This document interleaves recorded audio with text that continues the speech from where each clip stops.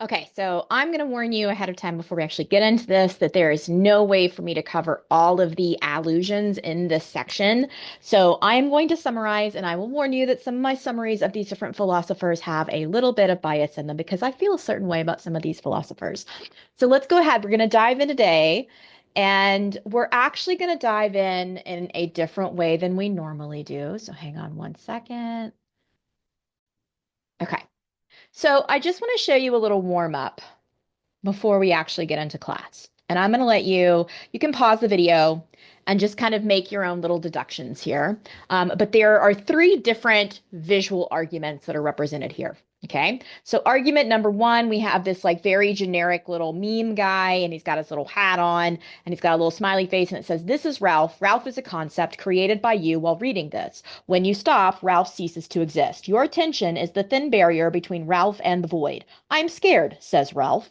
So that's an argument. All right. The next one is this person holding some water in their hands. Obviously, the water is dripping out, and it says thinking underneath it. Underneath that, it's underneath this glass, it says writing, and you can see that there is like obviously something, maybe water itself, being plunked into the glass, and that is spilling out the top, right? So another visual argument there. And then the last one says reading, and it's only got three books. Then it's got doing, and it's got more books, and then it's got teaching, and that has the most books. So go ahead and pause the video really quickly, and you can write it down on your paper, on your sketch note, or you can just sort of make a little mental guess yourself. What do you think each of these means, and as far as you can understand them?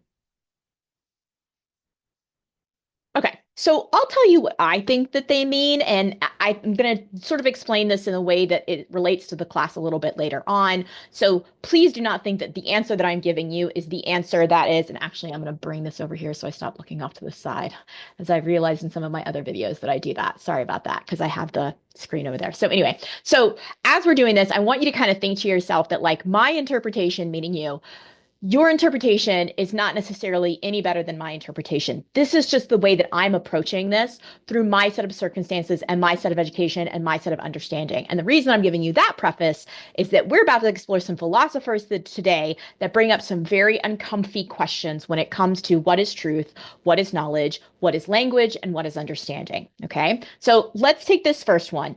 This is one of the basis of a Derridian argument. So Jacques Derrida, as you guys already know, is my boyfriend. I love him. He's like my favorite bad boy philosopher, wears a leather jacket, loves cats. Anyway, so it is the idea that when you are reading a text, and this is where deconstructivist theory comes from, and I'm going to butcher this, so I'm so sorry, Dr. Morgan, please forgive me.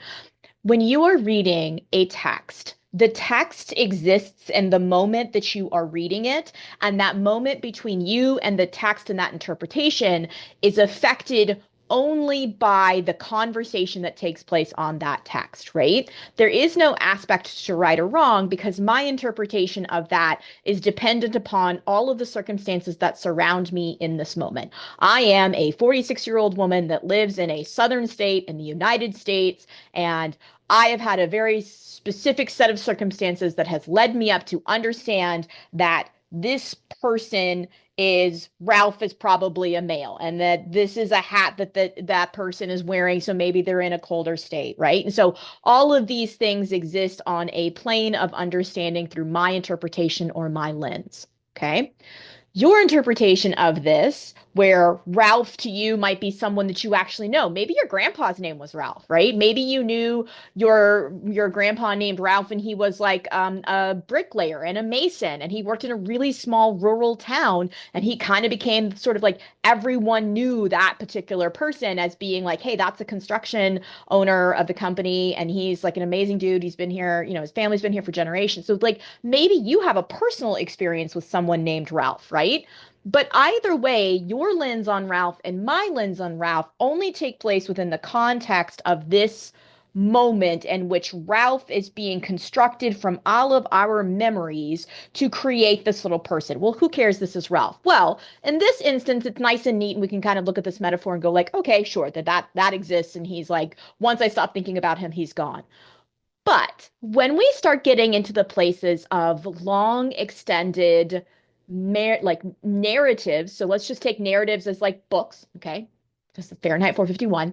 then in those moments in which you and I are constructing Montag and Mildred and Beatty and Clarice, and now Granger is in the picture, we are having like sort of the relationships with these people that we are constructing, these characters that we are constructing, and then those relationships are done, but the memories of what we have learned through that experience, even though it's just a concept, those feel very real. And that becomes even more important when we talk about something called the meta narrative. So, the meta narrative is this sort of all of the conglomeration of our society's view of what the literature is. Like, what is literature? Is Harry Potter considered to be literature? Is Fahrenheit 451 considered to be literature? Like, does it have to be literature to be banned? Does it have to be, like, if we were to take comic books, are those literature? What about cartoons, video games? Like, how do we define what literature is? And there is almost like this like line of separation, sometimes, not always, of what we consider to be literature, right? You have to say it like that, like it's literature, right? It's it's very sort of like, sort of old man with a giant mustache and like, he's got glasses on his nose and he's looking down at you. Okay. So picture like, well, I'll show you a picture of Schopenhauer, and that's what I think literature looks like. It's Schopenhauer, like an angry old grumpy man, right? And then there's like reading, which is fun, and all of those things, okay? But when you take all of those things together, they create a meta narrative. And the meta narrative, because of the society we live in, gives us certain ideas. The American dream, we're doing Gatsby after this. The American dream is part of a meta narrative. The way that we understand what we're supposed to do in this world is a meta narrative. The way that we understand what one thing is as being good and another thing as being evil or not good, that is part of a meta narrative. All of those are part of meta, big, narrative, story, big story. What is history? Meta narrative. What is what it means to be a good person? Meta narrative. All of those things are given to us. And somewhere in there, there's free will. Somewhere in there, we are supposed to be human beings functioning and being like, I make my own decisions, right? And I know that I'm kind of being flippant about it, but like, stay with me on this journey, okay?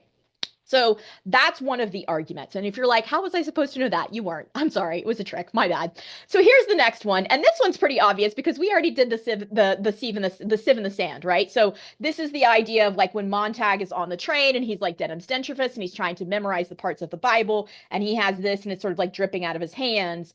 If he were able to write it down, and we don't even know if Montag can actually write, like we don't like, can he write? Does he type? Like, how does this work? Like that part's been conveniently left out, right? But this is the idea of containment. But I also want you to remember when we're looking at visual arguments, it's really cool to kind of break them down as like on the surface versus deeper. So obviously this is writing and a book, but a book doesn't just sit in a glass, right? The act of writing allows our thoughts to go in, but it also allows the water to come out, right?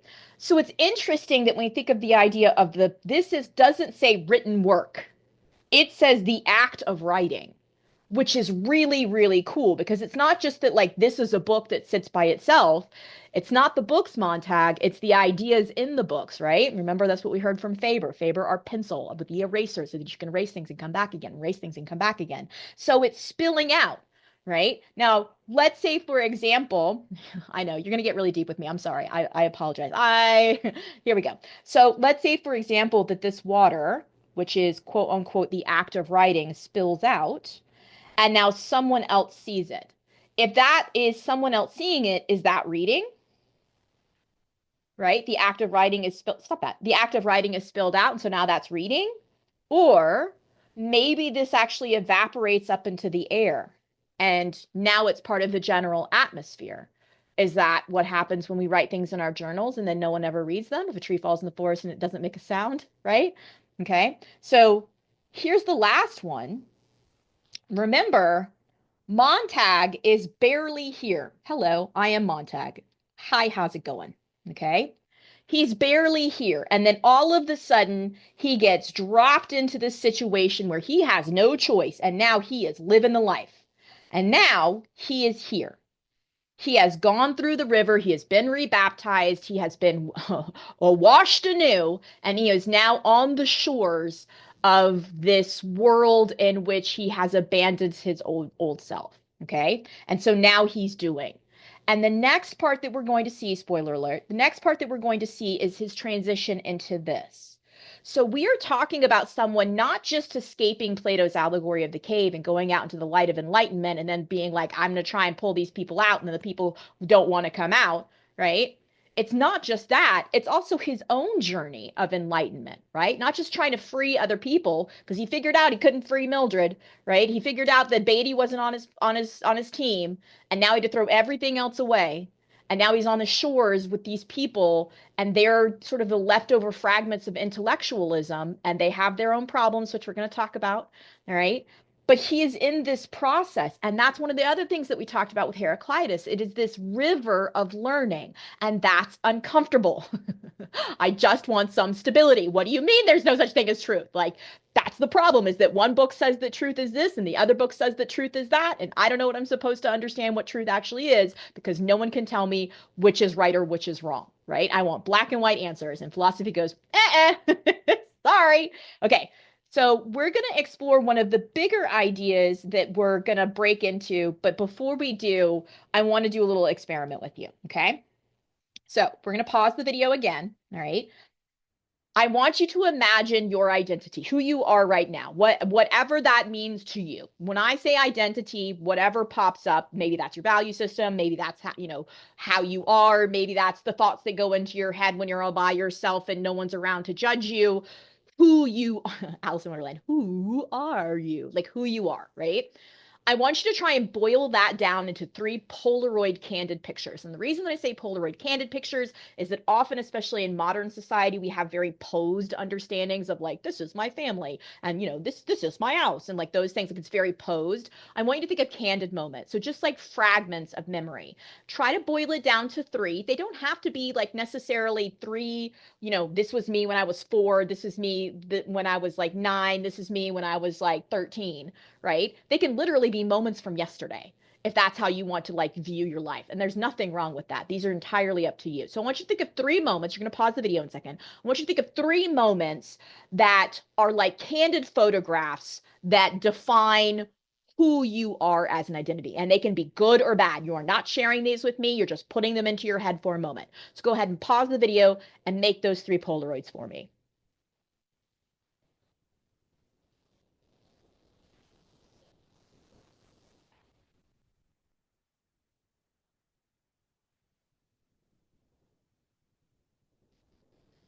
So right now you might be like, I'm going to fast forward this part. And like, that's legit. I understand. This is sometimes uncomfortable. And that's something else that we're going to explore today. When we think about philosophical thinking, this is not always easy stuff, right? So I'm going to give you an example for myself. So the first photograph that I'm going to think about when I think of a Polaroid of my life is me as a little girl with my brother. My brother is very large, very sweet, but he's nonverbal, and he's autistic. And so growing up, I was the big sister that kind of always took care of him. And he's a lot bigger than me, right? So that's one of the big identifying factors of who I am. The next Polaroid that I'm going to think of is I'm going to think of my husband and me. I know that's not proper English, but specifically on our when we dance together, right? So like going to a concert with my husband and like dancing together and kind of being with him. Like that's a big part of my life, and it's very important to me that we kind of bond over music. And then the last one that I'm going to think of is just a Polaroid of me running through the forest, because I like to do long distance trail runs. And that's a big defining part of my identity, because if I don't run, then my anxiety goes rampant. Okay. So those are my 3 Polaroids, right? Me running through the woods early in the morning, me dancing with my husband at some concert that we went to, me with my brother, and kind of like taking care of him as a young girl. All right. Now, those are my 3 memories that define kind of who I am. Yours can be whatever they are, but we're going to play a little game. I want you to imagine for a moment that your 3 memories, I'm going to cover these up so that you can't see them and cheat. Okay. That your 3 memories now take place in some place other than where you are right now. I want you to imagine that we transfer those 3 memories to 1600s England.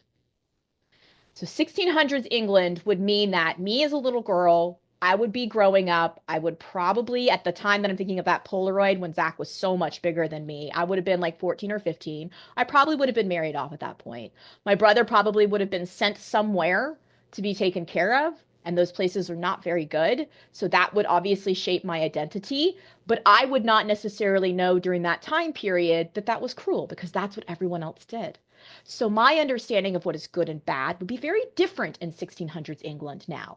If I think of like something like that happening now, oh my gosh, are you kidding me? Like that's in but no way. Okay. The second memory is me dancing with my husband at a concert, 1600s England. That probably would never have happened. We might have gone to listen to someone, but we probably wouldn't have had enough money to do it because most people that went to concerts in 1600s England, like a lot of people definitely went to plays and things like that, but like a fancy concert where everyone is like just having a grand old time, maybe in a community like if we did like a little farm village kind of a thing, but certainly not on a massive scale that I've gone to, right? So like I've gone to, giant concerts and Red Rocks and stuff like that. That was probably not a thing, at least not something that was accessible to the middle class. So that would have shaped my identity. And then the final one, me running through the forest in the like in because I do it in the dark, right? So me running through the forest with a headlamp on, like I probably would have been burnt at the stake. They would have been like, "What is this lady doing? She's crazy." So like obviously our circumstances are different. So that's when I'm putting this forward to you. I'm telling you that when it comes to our understandings of what things are, and this is actually not my theory. This is the theory of one of the people that we're going to hear about today, Ortega y Gasset.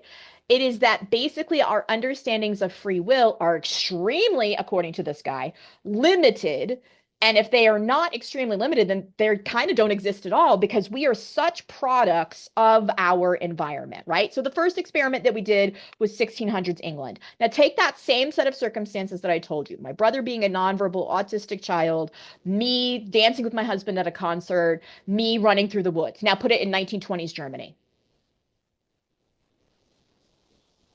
Now put it, oop, I erased that one. Now put it in 1950s USA before I had the right to have my own bank account, right? So do you see how it's different? So one of the philosophers that we're going to hear about today is Ortega y Gasset. I don't know enough about him to go deeply into him, but I can give you the sort of construction of his philosophy in relationship to the other philosophers that we're going to hear. All right. With all of that aside, let's go ahead and dive in for today. And I think I said this last time I think I said this incorrectly. I don't remember. I need to go back and check the video, but I think last time I said that it was class 17. This is actually class 17, just FYI. Not that it really matters, but okay.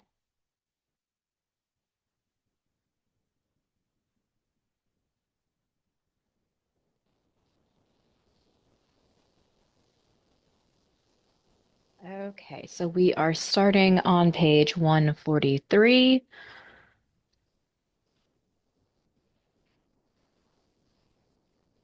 Okay. And just to kind of like remind you, um, they are all sitting around the fire. It's Granger and the other like Harvard hobos, if you will. And Montag has just heard that he has been declared dead by the Society of Fahrenheit 451. The last line on the previous page says, "The search is over. Montag is dead. A crime against society has been avenged." Darkness. We now take you to the sky room of the Hotel Lux for a half hour just before dawn. A program of Granger turned it off. They didn't show the man's face in focus, did you notice? Even your best friends couldn't tell if it was you. They scrambled it just enough to let the imagination take over. Hell, he whispered. Hell. Montag said nothing, but now looking back sat with his eyes fixed to the black screen, trembling. Granger touched Montag's arm. "Welcome back from the dead." Montag nodded. Granger went on. "You might as well know all of us, now. This is Fred Clement, former occupant of the Thomas Hardy Chair at Cambridge and the years before it became an atomic engineering school. This other is Dr. Simmons from UCLA. He's a specialist in Ortega y Gasset. Professor West here did quite a bit for ethics, an ancient study now, for Columbia University, quite some years ago. Reverend Pat over here gave a few lectures 30 years ago and lost his flock between one Sunday and the next for his views, and he's been bumming with us some time now. Myself, I wrote a book called Fingers in the Glove: The Proper Relationship Between the Individual and Society. And here I am. Welcome, Montag. I don't belong with you, said Montag at last slowly. I've been an idiot all the way. Oh, we're used to that. We all made the right kind of mistakes, or we wouldn't be here. When we were separate individuals, all we had was rage. I struck a fireman when he came to burn my library years ago, and I've been running ever since. You want to join us, Montag? Yes. What have you to offer? Nothing. I thought I had part of the book of Ecclesiastes and maybe a little bit of Revelation, but I haven't even that one now. The book of Ecclesiastes would be fine. Where was it? Here. Montag touched his head. Ah. Granger smiled and nodded. What's wrong? Is that all right? Said Montag. Better than all right. It's actually perfect. Granger turned to the Reverend. Do we have Book of Ecclesiastes?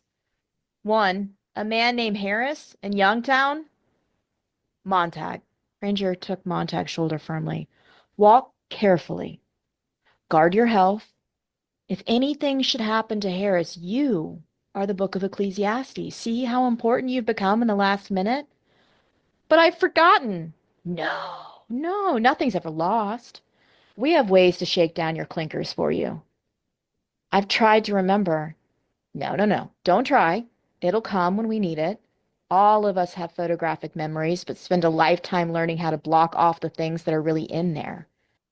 Woo! Okay, so a few different things happening here. So the first thing that you heard is obviously some big illusions that were just dropped there. We talked a little bit about Ortega y Gasset, which is the idea that our concept of free will maybe not be as free as we think it is because we are so completely and totally influenced by the society and the historical time in which we live, right? That's one of them. But we also heard that thing about Thomas Hardy. And the thing about Bradbury that I want you to remember is that when it comes to those allusions, they are always important. So we are going to listen to really quickly, because this is going to be a little complex, a news story that is pretty modern. Like, it's happened recently, right? So it's not that long ago, 2 years ago. It's not that long ago, but this is a controversy surrounding Thomas Hardy. And if you want to talk about the idea of our environment that shapes the meaning of what we understand of the world around us, I think there's a very interesting little debate here that we can have a conversation about. Remember, too, that when it comes to this kind of work that we're doing with these novels and we're diving really, really deeply into these things, this is where when it gets muddy, because guess what? I'm not right about everything. I am not going to give you a standardized test at the end of this in which you're supposed to tell me how Thomas Hardy's philosophy on life relates to the idea of Fahrenheit 451. You're going to get into a muddy place here. And that's where we are in the novel as well. We went through the wash, we went through the chaos, and now we're slogging through the mud of intellectual query. So let's start here. He presides over his beloved Dorchester to this day, looking out at a town that's changed so much in some ways, in others not at all. Well, he's Dorchester's most important son. Thomas Hardy represents the Dorchester folk, country folk, working folk, real folk, and people with Dorchester here identified with what he wrote about. He called it Wessex, but in every Wessex place in his novels and poems there is a Dorset equivalent that you can actually go and see. And go and see him they do. Hardy is everywhere in this small rural town, from the obvious to the obscure. Look up and you see a skyline that hasn't changed since the day Hardy first put pen to paper. The madding crowd aren't turning their back on him, but the OCR exam board is. Out with Hardy, in with a whole host of new writing, from disabled poets to Black and Asian writers to LGBT+ voices, and these voices are loud. I spoke to the exam board and I asked them to explain from their point of view why they feel this makes sense. They said they didn't want to talk to us. I then approached several of the new writers to see if they had anything to say about being placed on the syllabus. They had nothing to say either.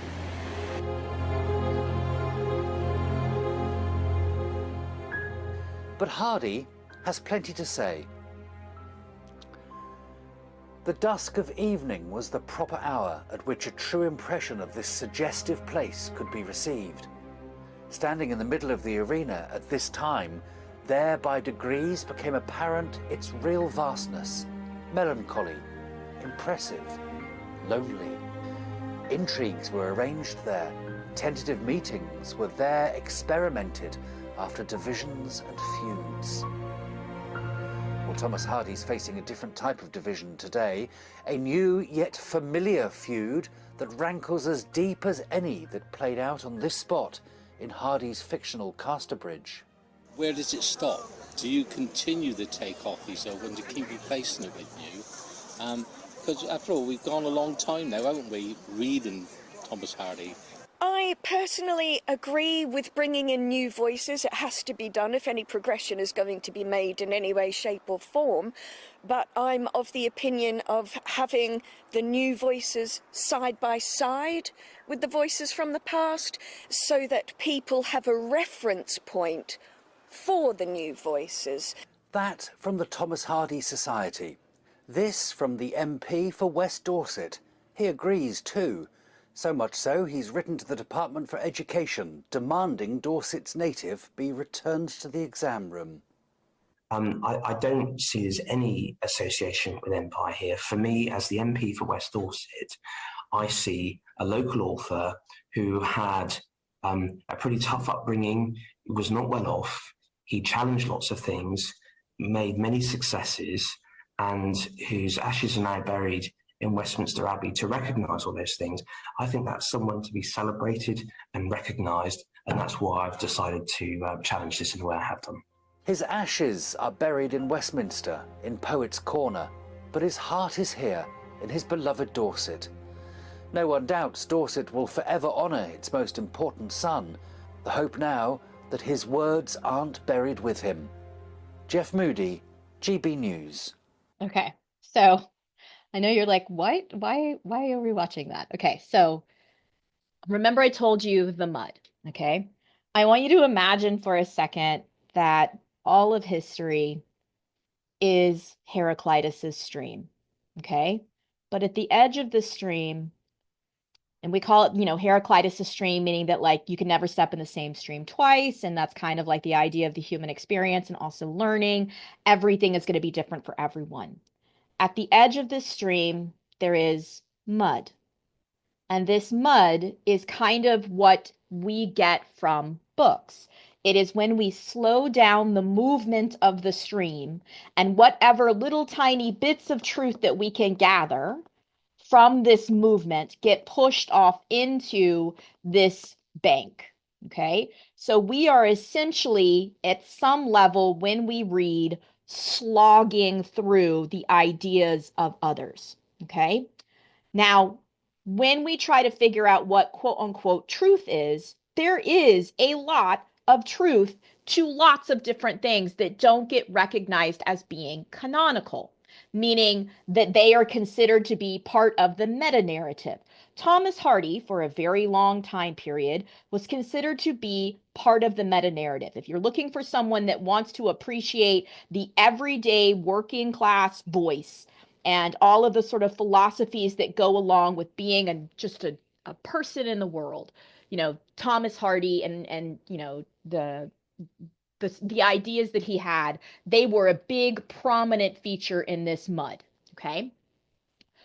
The problem is that because we have a limited capacity, meaning that our brain can only hold so much, we have things like writing that become this spillover for our brain. It's the same type of spillover that we see that creates the sediment bank, this muddy place in which we have learning. And Thomas Hardy is not making room for others. We have a limited capacity in our brains to like understand all of these things and actually hold on to them. So Thomas Hardy needs to make way. But here's the argument. What they're talking about in that piece that we just saw is not the reading of Thomas Hardy. It's not even the understanding of Thomas Hardy. It's the exam room. The syllabus removed Thomas Hardy, not necessarily because people were like, hey, this is too much information. They removed it because the exam board stopped testing on it. And if the exam board stopped testing on it, then that must mean that it's not important anymore. And so it's the measurement that is determining the worth. And that is where we look at the system that exists because of the time period that we're in. The fact of the matter is, when it comes to philosophical thinking and this very deep dive that we're doing on novel studies, it's time consuming and oftentimes it is exhausting. And so you have to kind of pick and choose how deeply you're going to go into each one of these, right? Ortega y Gasset, Schopenhauer, all of these names that we're hearing are philosophers of paradox. And they are basically arguing two big things. One, when it comes to ideas, ideas are an important part of the meta narrative. Yes, they are a byproduct of what's being sort of like written down in these books, but what feeds into the books is the meta narrative itself, right? So if we're trying to figure out what is good and what is bad and what is true and what is not, then there has to be something in there somewhere where we can point to an origination point. And if we can't, then we can't really know what any of this means, right?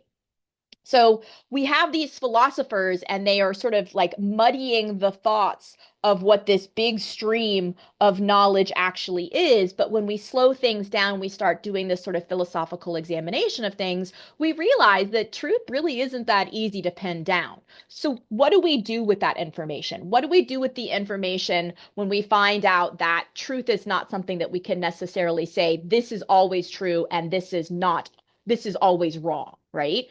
How do we deal with that? Well, it actually comes down to interpretation, okay? So maybe the fact that it is written down on paper is part of the problem. And I'm going to take you back to Derrida. Right now, we're having a conversation between Granger. By the way, the name Granger is in reference to someone who was like an officer in charge of distributing resources, aka grain.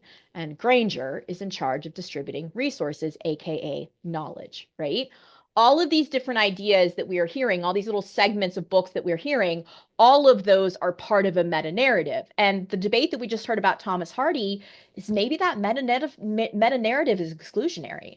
Maybe it doesn't include enough of the the people who are the marginalized voices. Okay, so yeah, they're removing him, and here we have in contrast to that a book that's about saving him, but it's not about saving the book, and it's not even about saving the author. It's about saving the ideas. But you can't test on ideas because guess what? Ideas are the stream and they change as circumstances change. So it creates this very uncomfortable position of like, what even is truth and knowledge? Okay. All right, let's dive back into it. Dive. Oh, wait, sorry. Where'd he go? There he goes. Simmons here has worked on it for 20 years, and now we've got the method down to where we can recall anything that's been read once. Would you like someday, Montag, to read Plato's Republic? Of course. I am Plato's Republic. Like to read Marcus Aurelius? Mr. Simmons is Marcus. How do you do? Said Mr. Simmons. Hello, said Montag. And I want you to meet Jonathan Swift, the author of that evil political book, Gulliver's Travels. And this other fellow is Charles Darwin. And this one, Schopenhauer. And this one is Einstein. This one here at my elbow is Mr. Albert Schweitzer, a very kind philosopher indeed. And here we all are, Montag.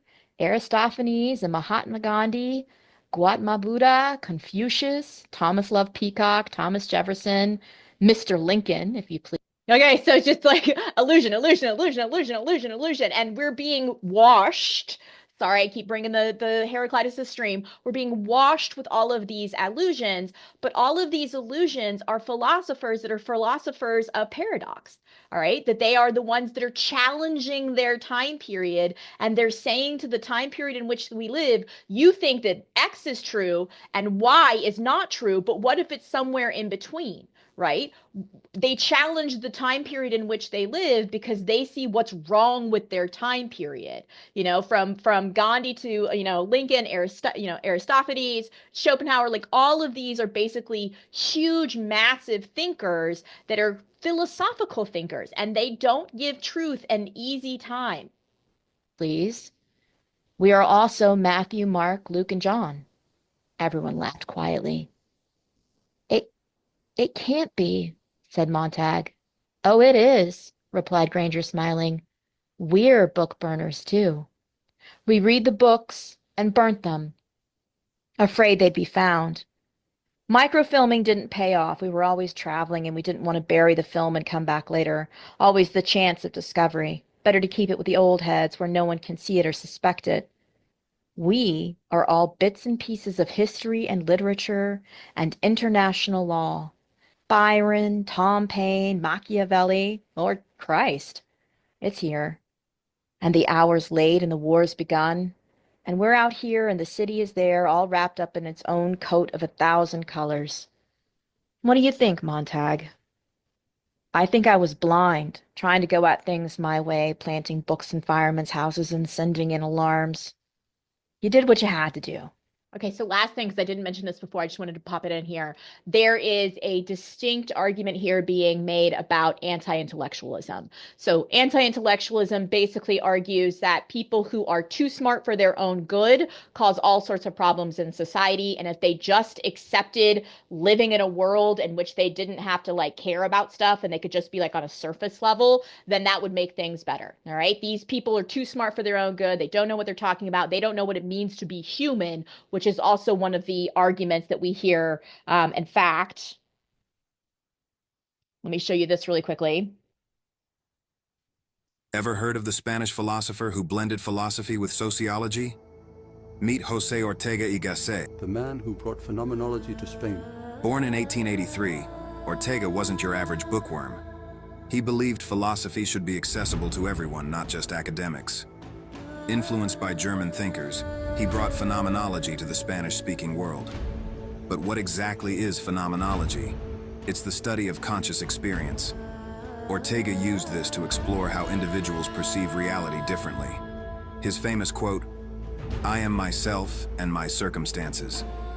This idea revolutionized how we think about personal identity in society. Ortega's work influenced fields from art criticism to political theory. So next time you ponder your place in the world, remember Ortega. Comment with your thoughts. Okay, so if we're thinking about the idea of us understanding intellectualism, Ortega argues basically that our society greatly influences that. And people who have access to deep critical thinking, the kind that we're doing here, are people with money. They have the time to do this. Like they're not working in a field. If we think about the average high school student that's reading the novel Fahrenheit 451, hopefully they're doing it in a setting in which they can like sit back and think about it and take the time, and they're not like trying to do it while they're also working in a field somewhere, right? Then they're not trying to do it while they're working, an industrial job somewhere. So if we're thinking about the concept of what it means to exist in a intellectual state, there's the natural world in which people are just sort of like, I'm a person living a life, right? And then there's the philosophical world. Well, Socrates argues that the philosophical world is the world in which you should, that should be the world that you occupy. But occupying that world is exhausting and it's not practical. I got to have a job. I got to live. I live in a society where if I just sat on my butt all day and read and didn't do anything, I would be homeless, right? So that's an existential crisis for me. And so I can't do this type of philosophical thinking all of the time. That also influences us. So if we think about the idea of anti-intellectualism, on one hand, people are saying, if you're too smart, you're miserable, and you're making everyone else around you miserable. But if you're too dumb, then you can fall into fascism, right? That's the other side of the argument, is that if you the idea of what Beatty said is that basically like people are stupid and lazy, so let them be stupid and lazy. Don't give them the truth because it just upsets them. Just let them live in the cave. And like you can live outside the cave, but don't try to free those people because humanity is stupid. So again, kind of going back to what we talked about in last class, the big philosophical question for a lot of novels is mankind inherently good? Like they want to be good, enlightened, philosophical thinkers that want to, understand the best of mankind and bring out the best of mankind? Or is mankind inherently selfish, evil, brutish, a la, Thomas Hobbes, like, do they need to be controlled? And then on an individual level, how do you know whether you're one or the other if your own lens is influenced by all of this meta narrative? Right? So last class we talked about how the meta narrative is good because it can give us these really, really big, important ideas just in different little experiential ways, right? The Veritas of Harvard. But also, the meta narrative can be bad because what if the story that's being told isn't a good one? What if it's exclusionary, right? Okay. Carried out on a national scale, it might have worked beautifully, but our way is simpler and, we think, better. All we want to do is to keep the knowledge that we think we will need intact and safe. We're not out to incite or anger anyone yet, for if we are destroyed, the knowledge is dead, perhaps for good. We are model citizens in our own special way. We walk the old tracks, we lie in the hills at night, and the city people let us be. We're stopped and searched occasionally, but there's nothing on our persons to incriminate us. The organization is flexible, very loose, and fragmentary. Some of us have had plastic surgery on our faces and fingerprints. Right now, we have a horrible job. We're waiting for the war to begin and as quickly end. It's not pleasant, but then we're not in control. We're the odd minority crying in the wilderness. And when the war's over, perhaps we can be of some use to the world. Do you really think they'll listen then? Well, if not, we'll just have to wait. We'll pass the books on to our children by word of mouth and let our children wait in turn on the other people. A lot will be lost that way, of course, but you can't make people listen. They have to come around in their own time, wondering what happened and why the world blew up underneath them, and it can't last. How many of you are there? Thousands on the roads, the abandoned rail tracks. Tonight, bums on the outside, libraries on the inside. It wasn't planned at first. Each man had a book he wanted to remember, and then he just did. And then over a period of 20 years or so, we met up with each other traveling, and we got this loose network together and set out a plan. The most important single thing we had to pound into ourselves is that we were not important. We mustn't be the pedants. We were not to feel superior to anyone else in the world. We're nothing more than dust jackets for our books, of no significance otherwise. Some of us live in small towns. In fact, chapter 1 of Thoreau's Walden is in Green River. Chapter 2 is in Willow Farm, Maine. Why, there's one town in Maryland, only 27 people. No bomb will ever touch that town. It's the complete essays of a man named Bertrand Russell.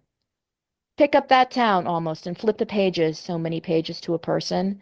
And when the war is over, someday, some year, the books can be written again, and the people will be called in, and one by one they'll recite what they know, and we'll set it up in a type until another dark age when we might have to do the whole damn thing all over again. But that's the wonderful thing about man. He never gets so discouraged or disgusted that he gives up doing it all over again because he knows very well it is important and it's worth the doing. So what do we do tonight? Asked Montag. Wait, said Granger, and move downstream a little ways, just in case. He began throwing dust and dirt into the fire. The other men helped, and Montag helped, and there in the wilderness the men all moved their hands, putting out the fire together.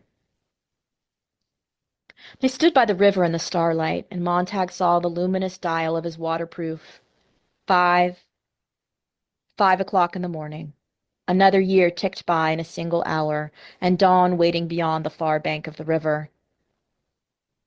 Why do you trust me? Said Montag. A man moved in the darkness. The look of you's enough.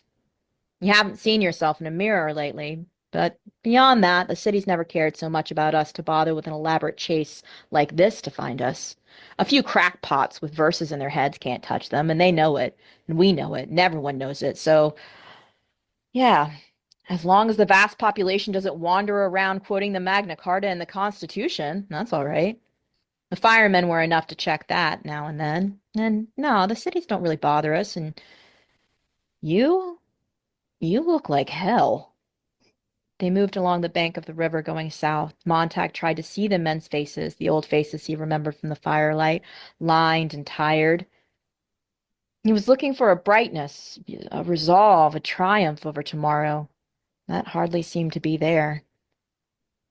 Perhaps he had expected their faces to burn and glitter with knowledge, knowledge that they carried, to glow as lanterns glow with the light in them, but all the light had come from the campfire, and these men had seemed no different than any others who had run a long race, searched a long search, seen good things destroyed, and now, very late, were gathered to wait for the end of the party and the blowing out of the lamps. They weren't all certain that the things they carried in their heads might make every future dawn glow with a purer light. They were sure of nothing save that the books that were on file behind their quiet eyes, the books that were waiting with their pages uncut for the customers who might come by in years later, some with clean and some with dirty fingers. Montag squinted from one face to another as they walked. "Don't judge a book by its cover," someone said, and they all laughed, quietly moving downstream. There was a shriek, and the jets from the city were gone overhead, long before the men looked up.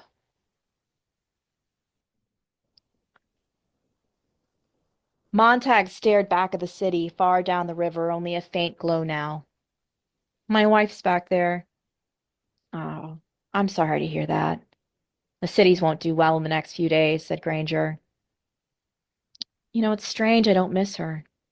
It's strange I don't feel much of anything," said Montag. "Even if she dies, I realized a moment ago I don't think I'll feel sad, and that's not right. Something's got to be wrong with me."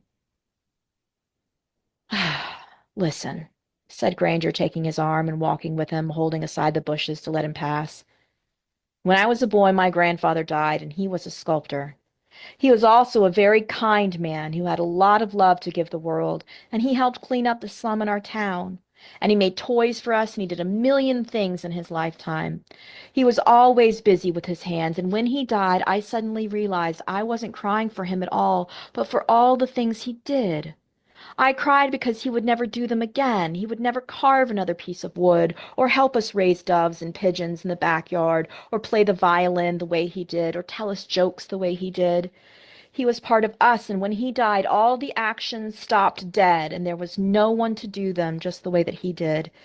He was an individual, he was an important man, and I've never gotten over his death.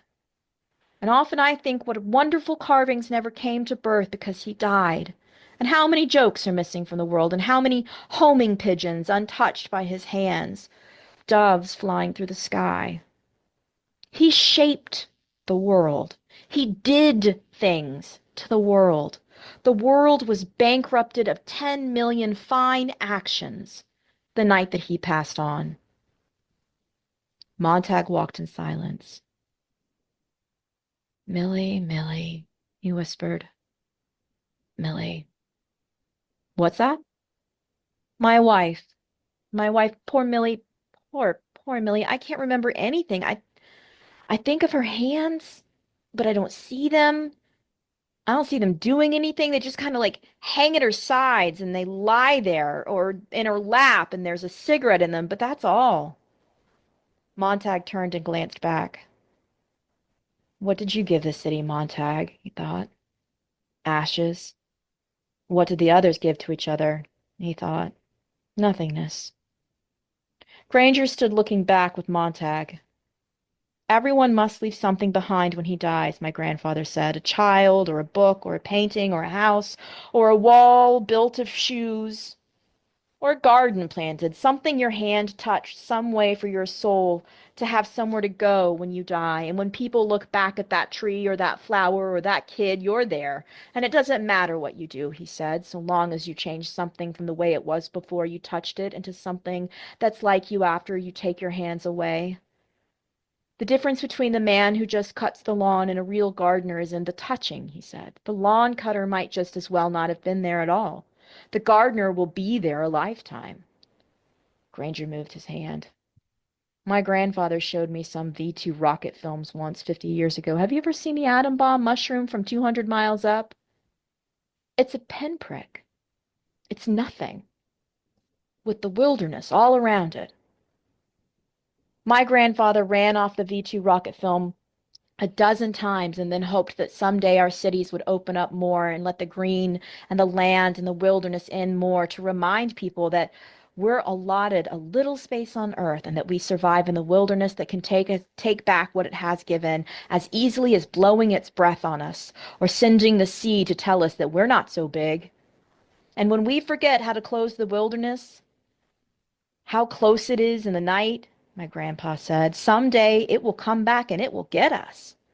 For we will have forgotten how terrible and real it can be to be human. You see? Granger turned to Montag. Grandfather's been dead for all these years, but if you lifted my skull right now, by God, in the convolutions of my brain, you'd find these big ridges of his thumbprint. Okay, so hang on one second. I'm just going to save this really quickly, and I'm going to remind you of the first activity that we did. The concepts exist when you're reading. You are thinking about them. They're in this weird, watery, flowy state. Someone somewhere decided to write them down and make a book out of them. So you read that book. And then you take that book and you do something with it. And that creates the meta-narrative of society and the rules and the structures that we live by. And then finally, at some point in time, you teach those ideas. And then they become part of your children's narrative. And it's not the books, it's the ideas in the books.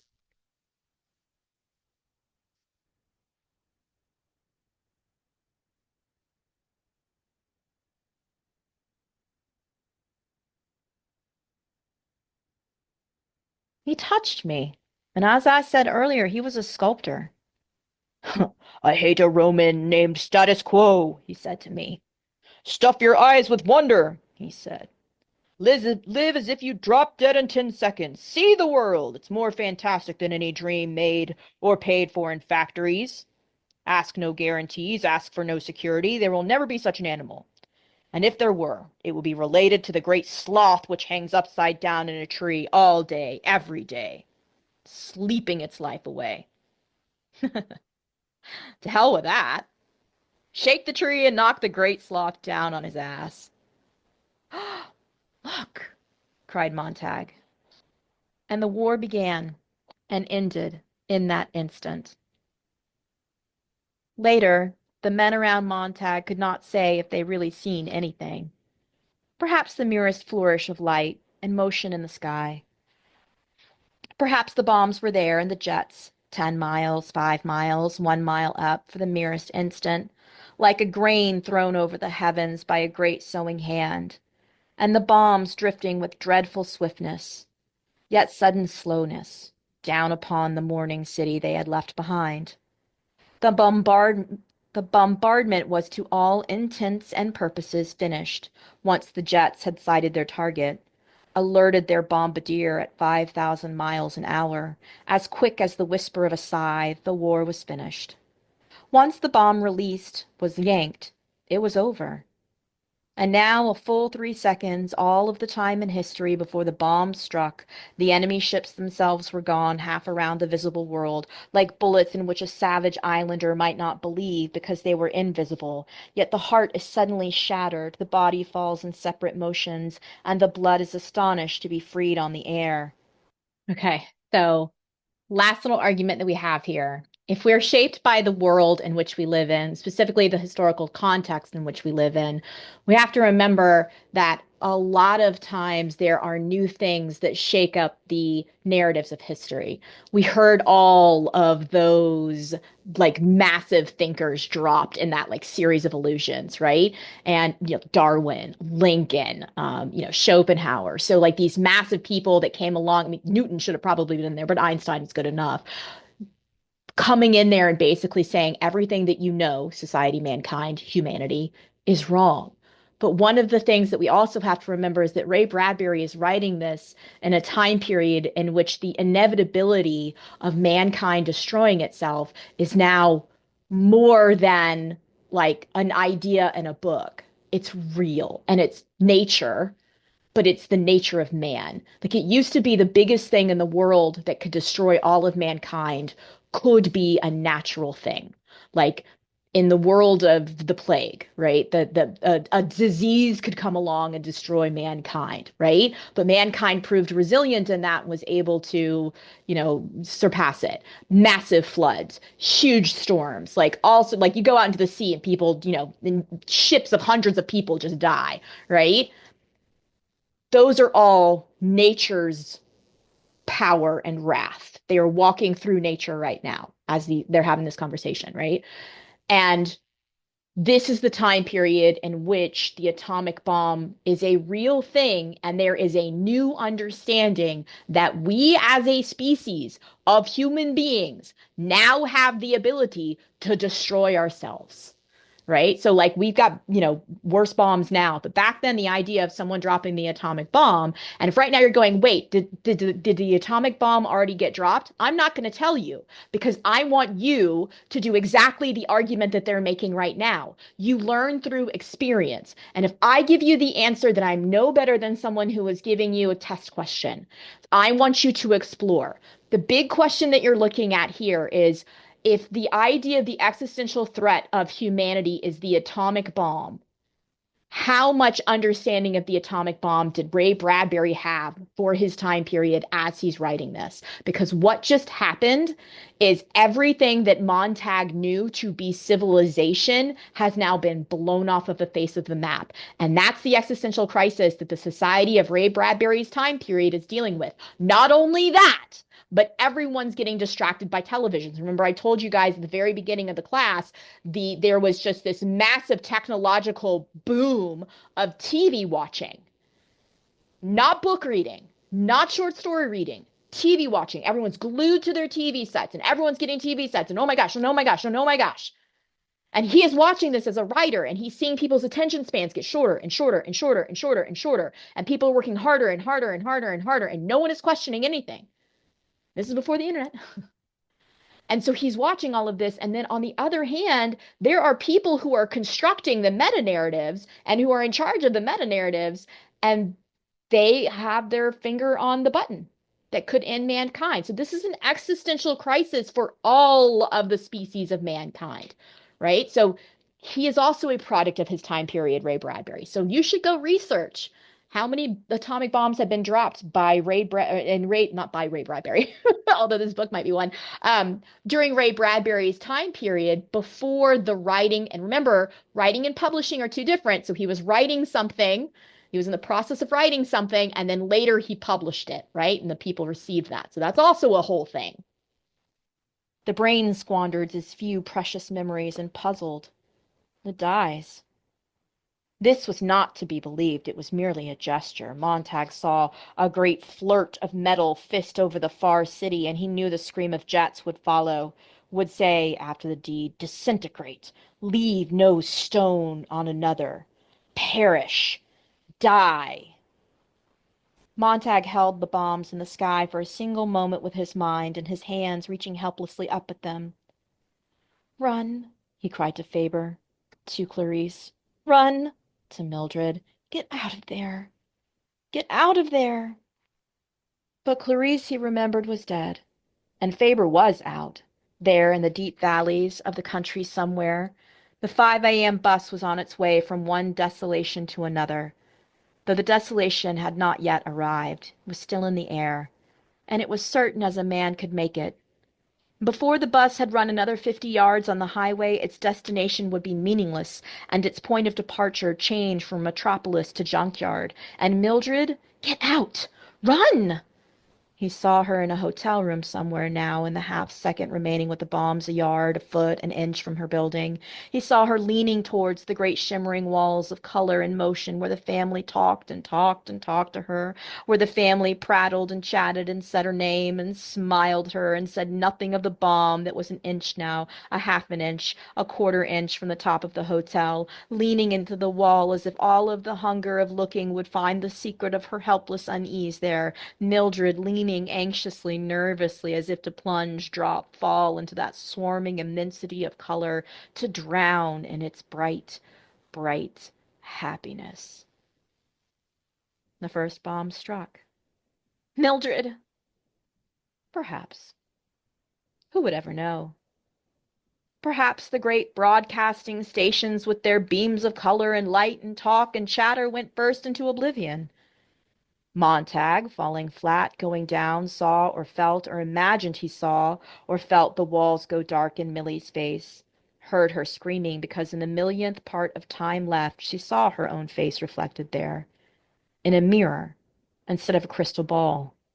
And it was such a wildly empty face, all by itself in the room, touching nothing, starved and eating of itself, that at last she recognized it as her own and looked quickly up at the ceiling, as if the entire structure of the hotel blasted down upon her, carrying her with 1,000,000 pounds of brick and metal and plaster and wood to meet other people in the hives below, all on their quick way down to the cellar where the explosion rid itself of them in its own unreasonable way.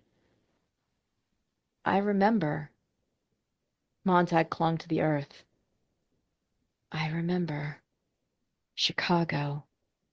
Chicago a long time ago. Millie and I. That's where we met. I remember now. Chicago. A long time ago.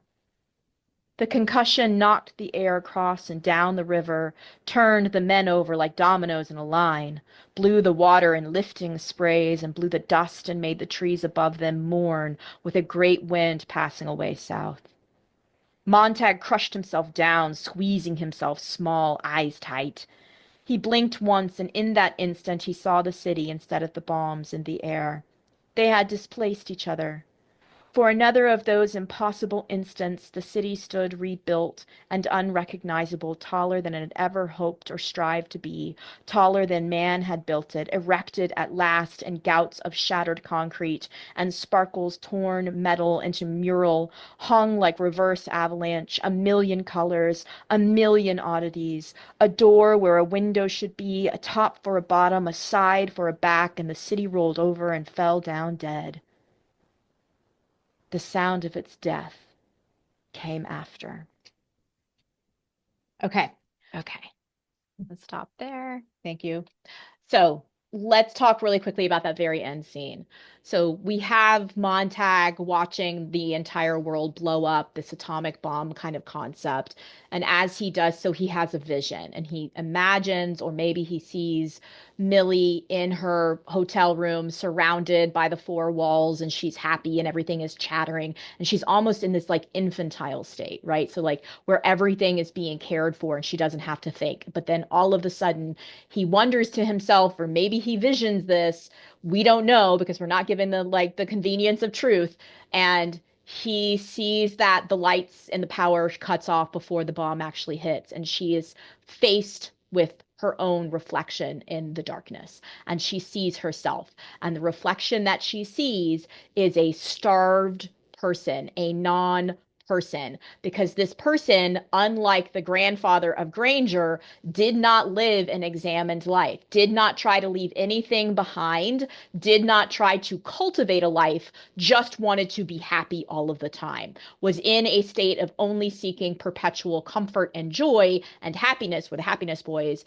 And for that reason, she was starved of her own experience. She was so distracted by everything around, there was nothing left of Millie Millie to be there. And so he being Montag envisions this moment of perhaps a final realization before she's carried away on this, massive atomic bomb hit that levels the entire city, right? And so he envisions this. Now, he envisions this. We don't know if it's true or not. This could just be his imagination. The same way where when he said that Beatty/Beatty wanted to die, that could be Montag's interpretation. And the fact that we as readers/listeners/doodlers don't know is actually part of the argument too, because we get to bring our own interpretation to it. Did that actually happen, or was it just Montag painting a pretty picture? So if we're talking about the idea of philosophy and we're talking about the idea of understanding these books, this is the examined life. And it's a life that Millie didn't lead. And it's a life that Montag is now being forced into with a bunch of people who are very intellectual. And he says, I don't belong with you because I'm not an intellectual. I was stupid the whole time. But we have all of these references to philosophers, Thomas Hardy being one of them, that basically say, having a philosophy, whether you're, an old guy that lives in a village and is a farmer and is my grandpa, or you're a dude that used to burn down, houses because you were scared of knowledge, that doesn't matter. Your choice to come out of Plato's allegory of the cave, to come out of the cave of ignorance and into the light of enlightenment, that's enough. That's your ticket in. And he's like, I can't remember the books. And he's like, we can get you there. Don't worry about that. It's not the books. It's the ideas behind the books, right? And so there is this whole concept of what do we do when we're in a world in which people, all they want to do is to seek joy and comfort and happiness, and they don't want to deal with the hard stuff of life, right? So I'm going to show you one more, and then we're done. Oops, that's not the one. Sorry.